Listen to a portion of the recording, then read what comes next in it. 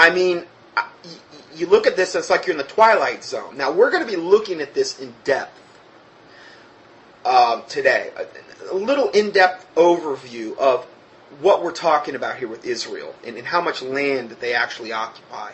It will not last. So there's no point in going through the motions of accepting something which I know and you know will not last.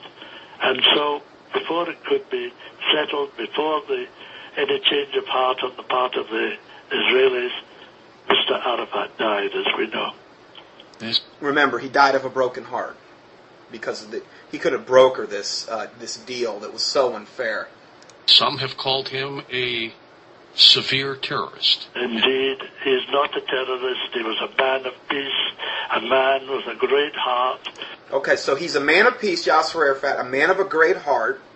He was none of those things. We're just supposed to believe this liar from the pit of hell, Benjamin Creme, who was solely devoted to the cause of the Palestinian people, not terrorists, but the people of Palestine, and was a disciple on the level of people like Einstein, like Freud and Jung, and all high-level, sick, perverted occultists that he's talking about here. Yeah, he was on their level. I wouldn't doubt that. True.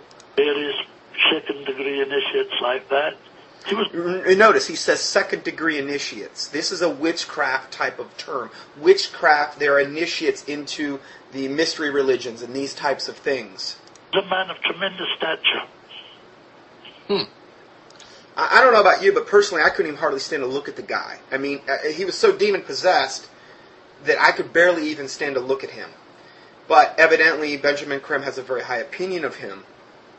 I wonder what the public would say about him today. Yes, well, they'll have to change their view of him when Maitreya comes openly into the world. But there was a time that he could have had total peace. They came close. They came close, but he was never offered a fair deal.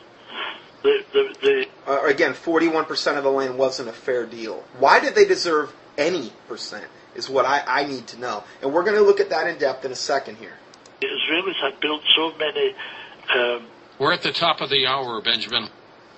Okay, we're going to go ahead and stop there, and we're going to go to part 3, where we're going to elaborate on the subject regarding Yasser Arafat. And then we're going to come back to the George Noory interview, and you're going to hear him say something that he's never said before regarding this interview. I'm not going to give it away yet, but it's pretty telling and pretty confirming regarding the information that we're going over today here. So we'll see you in part 3.